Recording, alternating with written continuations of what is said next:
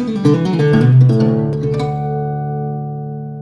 everyone, welcome to our fall newsletter. Fall is actually my favorite time of year. I love when the leaves change. I love the change in the weather. You've got a lot of things going on with football, and the Carolina Hurricanes off to a hot start, and it's just a great time of year. This year, there's another big event going on. If you haven't heard, there's an election.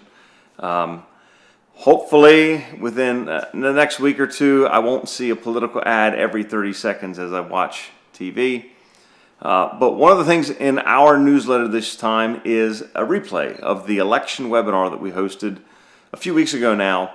But it's all still extremely timely and relevant information pertaining to whichever direction the election goes and what it might mean to your portfolio, to your retirement, and such. So I encourage you to check that out.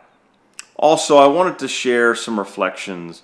I recently had the opportunity to volunteer out in western North Carolina in the recovery efforts of Hurricane Helene. And most of you know, I'm sure, just how devastating all that weather phenomena was to that area. People lost homes, people lost their entire possessions.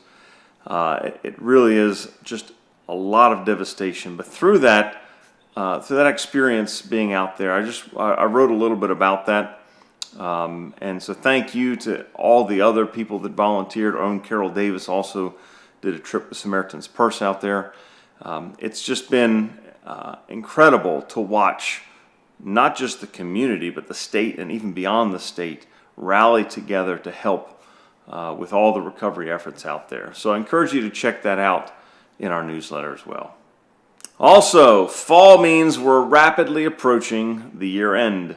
And so there's a lot of year-end tax planning that we're doing internally on your behalf. Even just today, we spent probably a couple hours really going through a lot of different scenarios to determine what things we should and should not be doing here as we approach the end of the year. But in the newsletter, you'll notice that we've included our charitable giving guide again. This time of year, the charitable giving really ramps up. There's a lot of tax advantages to it if you structure it the right way. Feel free to reach out to us with any questions on that. If you do give any type of charitable donations, we encourage you to contact us and let us talk through that just to make sure that you're doing it in the most efficient and the effective way possible for your situation.